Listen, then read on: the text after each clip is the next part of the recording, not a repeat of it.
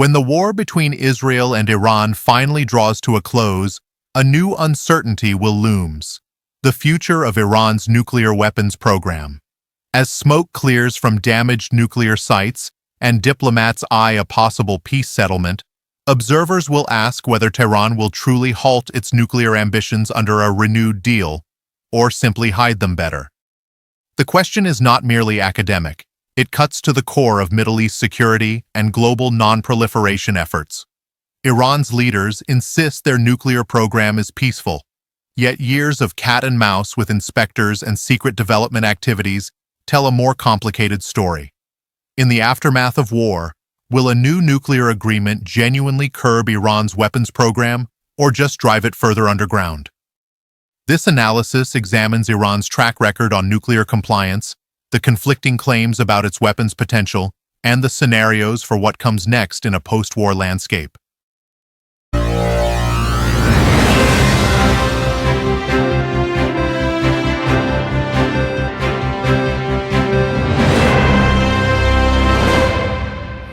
This is the DEFCON Warning System. If you find these articles helpful or informative, please like and subscribe so that others can find these videos as well. Iran's engagement with nuclear accords has been marked by both adherence and deception. On paper, Iran is a party to the Nuclear Non-Proliferation Treaty, NPT, and has repeatedly stated it does not seek atomic bombs. In practice, however, its past actions reveal a checkered compliance history. In the early 2000s, the International Atomic Energy Agency, IAEA, discovered that Iran had concealed significant nuclear work, including uranium enrichment facilities at Natanz and a heavy water reactor at Arak, in violation of its safeguards obligations. Subsequent investigations indicated Iran had a coordinated nuclear weapons program, the secret Ahmad Plan, until 2003, aimed at designing at least 5 warheads. Under international pressure and fear of military strikes, Tehran appeared to halt the weapons program in 2003, but evidence suggests it only downsized and carried parts of it into deeper secrecy. In fact, intelligence seized from Iran's own archives in 2018 revealed that by 2003, Iranian scientists were preparing for a cold test of a nuclear explosive, the final step before building a prototype, and had developed a workable bomb design about the size of a car tire. This indicates that even as Iran publicly denied seeking nukes, it was far closer to a weapons capability than previously known. The 2015 Joint Comprehensive Plan of Action temporarily put the brakes on Iran's program. Under this landmark nuclear deal, Iran shipped out large stockpiles of enriched uranium, capped enrichment at a low 3.67% purity, and submitted to rigorous IAEA inspections. By all public accounts, Iran initially complied with the JCPOA's strict limits. The IAEA confirmed through quarterly reports that Tehran stayed within the agreed caps on enrichment level, uranium stockpile size, and centrifuge numbers. Even after the United States unilaterally withdrew from the accord in 2018, citing that Iran was already breaching the agreement, Iran was said to have remained within key restrictions for some time as European powers tried to salvage the deal. However, when promised economic relief failed to materialize, Iran began openly breaching the deal in 2019. Over the next few years, Iran systematically violated JCPOA constraints, exceeding the 300 kilon limit on low-enriched uranium, enriching above the 3.67% level, first to 4.5%, then 20%, and eventually 60% purity, and deploying advanced centrifuges beyond the allowed types and numbers. Each step was calibrated to pressure the West, but cumulatively it eroded trust that Iran would honor nuclear agreements long-term. By 2023-2024, Iran's nuclear program not only bounced back, but surpassed its pre-deal status. Tehran amassed a stockpile of uranium enriched up to 60% U-235, a level with virtually no civilian use, approaching weapons-grade quality. The IAEA has voiced alarm at this trajectory, bluntly noting that Iran is the only non-nuclear weapon state producing highly enriched uranium at such scale, a situation it called of serious concern. Compounding matters, Iran dramatically reduced monitoring cooperation.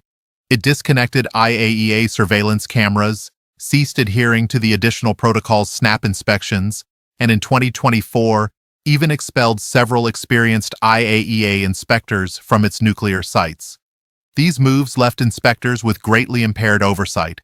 As of May 2025, the IAEA reported Iran's total enriched uranium stockpile had swelled to over 9,000 kilograms, including more than 400 kilos of 60% enriched material. Enough, if further refined, for multiple bombs. Such facts stand in stark contrast to Iran's statements of peaceful intent. Tehran has long been walking a fine line between its public stance and the suspicions of the international community. Iranian officials consistently assert that nuclear weapons have no place in Iran's defense doctrine. Supreme Leader Ayatollah Ali Khamenei even issued a fatwa, religious edict, against the production or use of nuclear arms. As recently as April 2024, Iranian representatives reiterated that nuclear weapons have no place in our doctrine, insisting Iran's nuclear pursuits are solely for energy and research. This narrative portrays Iran as a principled actor, abiding by its commitments and suffering unjust skepticism. Yet global authorities and experts offer a contradictory view, backed by years of evidence. The IAEA's own investigations concluded that Iran did undertake weaponization work prior to 2004, something Iran vehemently denied at the time. Western intelligence agencies, while differing in tone, largely concur that Iran wants the option to build nuclear weapons even if it hasn't assembled one yet. U.S. and European intelligence assessments up to mid-2025 continued to say that Iran had not actually constructed a nuclear warhead or made the political decision to do so.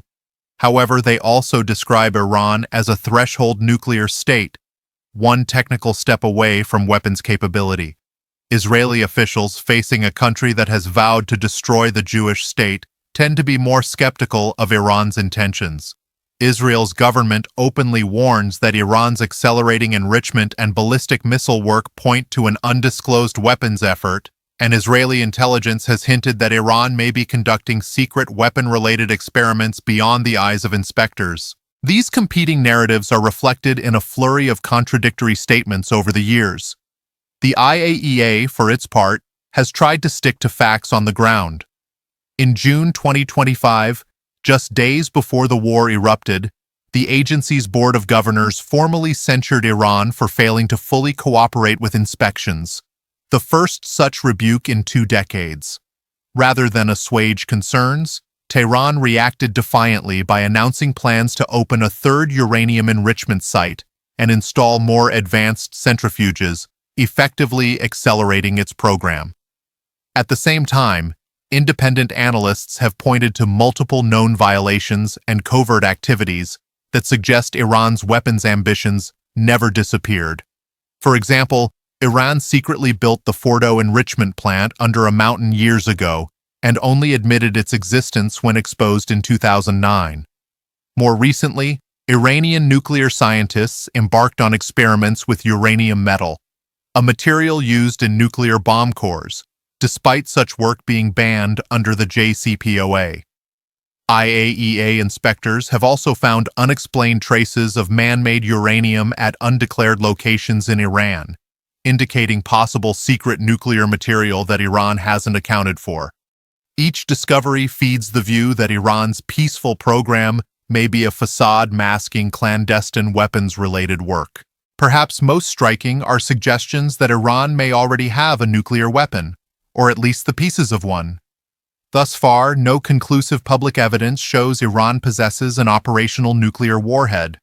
Both U.S. and Israeli officials maintain that as of now, Iran has not built a functioning bomb.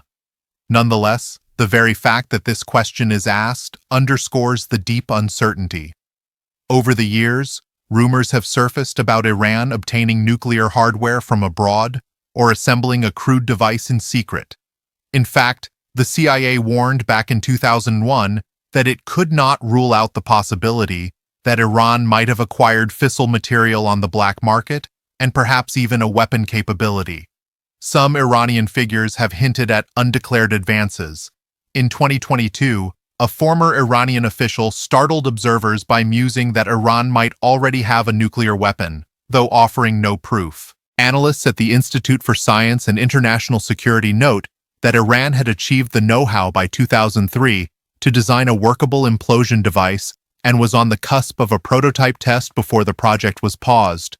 It's conceivable that Iran preserved those weapon blueprints. Indeed, Israel's 2018 archive seizure showed they did, and could have built an untested cold prototype in the ensuing years. All of this remains speculative, but the mere existence of such speculation highlights how little transparency there is about the true endgame of Iran's nuclear endeavors. The world might not know immediately if Tehran crosses the nuclear threshold, especially after Iran's curtailment of monitoring. Iran's pattern of behavior in the nuclear realm often involves playing for time and pushing boundaries in secret. History shows that when faced with intense scrutiny or pressure, Tehran tends to hide or harden its nuclear assets rather than eliminate them. A prime example is what happened after 2003. Iran's leaders ordered a downsizing of the overt weapons program to avoid international backlash, but they carefully preserved the core expertise and shelved projects for potential reactivation. Many activities simply migrated to academic or military institutions under the radar. This strategy of burying the program deeper paid off. Iran managed to continue enrichment and research in quieter ways until it eventually had tens of thousands of centrifuges operating. In the late 2000s, Iran fortified key facilities like Natanz with bunkers and built new secret sites such as Fordow inside a mountain, literally burying critical parts of its program to protect them from airstrikes. Every time one path was blocked by sanctions or sabotage, Iranian nuclear scientists found a workaround or created a fallback clandestine project. Even under the JCPOA, when Iran's nuclear work was largely in the open, there were hints of stealth. Israeli intelligence famously infiltrated a Tehran warehouse in 2018 and recovered a nuclear archive, a vast collection of files detailing Iran's weapons plans and research. The archive's existence was itself a violation of Iran's commitments, since keeping design information for nuclear weapons contradicts pledges of peaceful intent. That Iran held onto these files strongly suggests it intended to resume bomb work at a time of its choosing. Additionally, as soon as the JCPOA's enforcement faltered, Iran resumed prescribed activities at remarkable speed, installing advanced IR-6 centrifuges, enriching uranium to 60%, and producing uranium metal, none of which have a credible civilian justification in the quantities Iran pursued. In short, Iran has often violated agreements or exploited their loopholes while denying any wrongdoing. This dual-track approach, public compliance, private non-compliance, means any new promises by Tehran will be met with a great deal of skepticism. The recent Israel-Iran war itself revealed the extent of Iran's covert buildup. Israel's strikes targeted not only known enrichment halls, but also shadowy installations that had been off-limits to inspectors.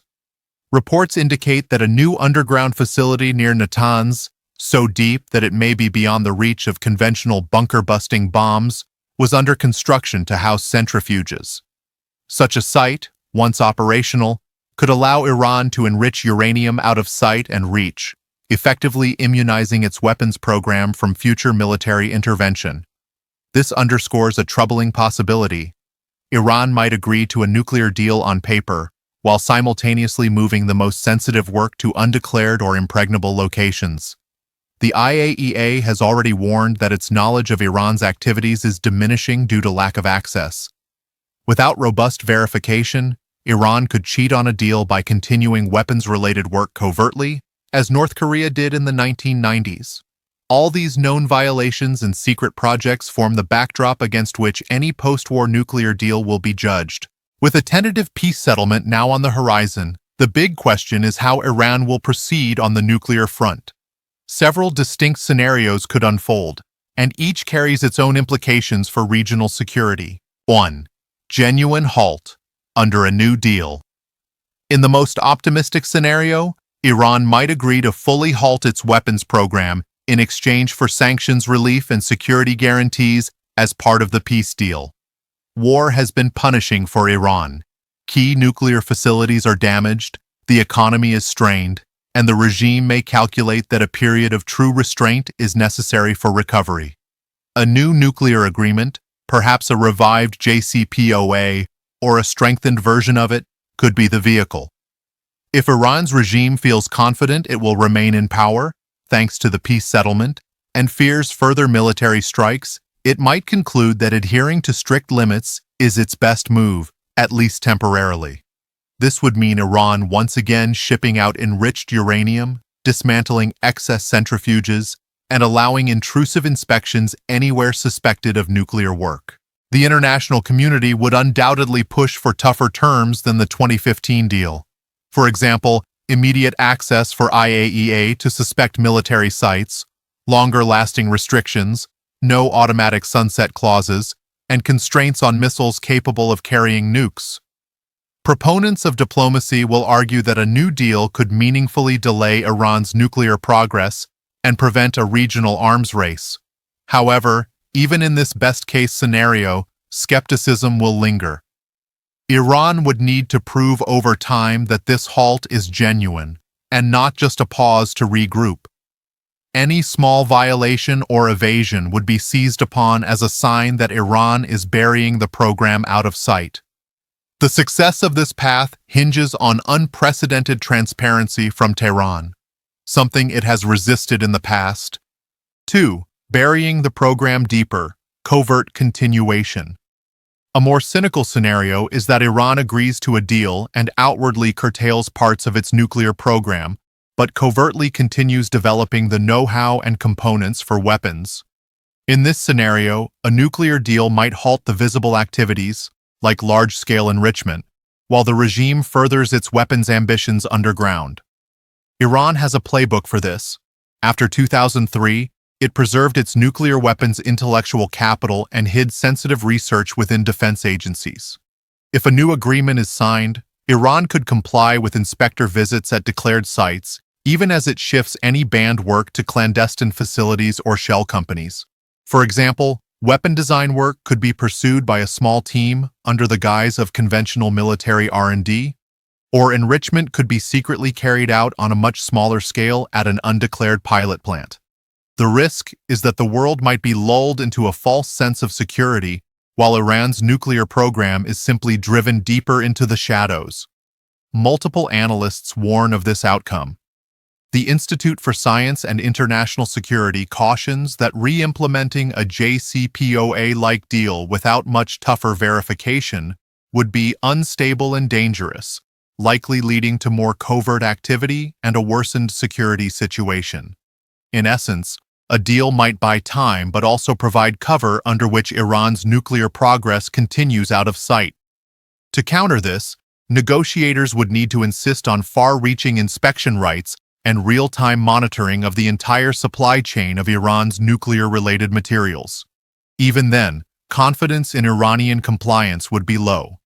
This scenario, halting the program publicly while burying it deeper privately, would fulfill the fears behind the question posed, that a nuclear deal might not stop Iran's weapons drive at all, only conceal it better. 2. Redoubling efforts and speeding up. The third scenario is the most alarming. Iran, embittered by the war and distrustful of any promises, could decide to accelerate its push for a nuclear deterrent as quickly as possible. Having just experienced devastating Israeli airstrikes, Iranian hardliners may be convinced that only an actual nuclear weapon can guarantee their nation's security against future attacks. Iran will redouble the effort to develop their nuclear weapons program if they are not stopped now. They just discovered they are incapable of defending against Israel, warned the director of the DEFCON Warning System on June 14, 2025. Indeed, the war's outcome, with Iran's conventional defenses proving no match for Israel's high-tech military, likely reinforced the argument of those in Tehran who always saw nuclear arms as the great equalizer. If the current regime remains in power post-war, it may view a bomb as the only insurance against regime change or invasion. Iran might rebuild and fortify its nuclear sites with haste, install hundreds of new centrifuges in hard-to-bomb locations, and potentially carry out a nuclear test in the not-too-distant future to announce itself as a nuclear-armed state. Such a course would be extremely provocative, almost certainly triggering a crisis with the West and possibly preemptive military action by Israel or the United States. Yet, it cannot be ruled out. The logic of deterrence that other nations have followed might appeal to Iranian strategists. North Korea, after all, obtained nuclear weapons and has largely deterred direct attack since. If Iran's leaders conclude that the world failed to stop them during this war and that future wars are inevitable, they may choose to sprint for a deliverable nuclear weapon while they still can. This path would dramatically raise the risks of a renewed conflict, this time possibly nuclear. Of course, reality might not fit neatly into any one of these scenarios. Iran's course could be a mix of public compliance and quiet hedging. It's also possible that internal Iranian politics, such as a change in leadership or public sentiment after a costly war, could alter Tehran's calculus in unexpected ways. For instance, a weakened regime might double down on nationalism and the prestige of a bomb, or alternatively, a more moderate faction might gain influence seeing the ruinous cost of isolation. What is clear is that Iran's post-war nuclear trajectory will not be linear or easily managed. Every path forward, halting, hiding, or speeding up, comes with high stakes and perilous uncertainties for the region and the world. As Iran and Israel step back from the brink, the fate of Iran's nuclear weapons program hangs in the balance. A new diplomatic effort may emerge to contain Tehran's atomic ambitions once more, but the trust deficit is enormous. Iran's history of half-truths and evasions means any promise it makes will invite doubt, while the regime's survival instinct, sharpened by war, gives it strong incentive to secretly seek a deterrent. A revived nuclear deal could temporarily freeze the most dangerous parts of Iran's program, yet skeptics worry this would simply lull the world into complacency as Iran conceals its work in underground bunkers. On the other hand, refusing a deal and pursuing all-out nuclear weapons development would court disaster, potentially inviting preemptive strikes that trigger another war, one that could go nuclear. For now, Iran remains officially non-nuclear, and there is a narrow window to reinforce that reality. The aftermath of war provides urgency. Both the West and regional players will push hard to prevent Iran from rebuilding a path to the bomb. The onus will be on Tehran to choose a path of restraint or face isolation, or worse. Any new agreement must come with unprecedented transparency measures to ensure Iran isn't simply burying a weapons program out of sight. Likewise, the international community will need to stay united and firm that an Iranian nuclear weapon is unacceptable, while avoiding steps that could needlessly drive Iran towards the bomb out of fear.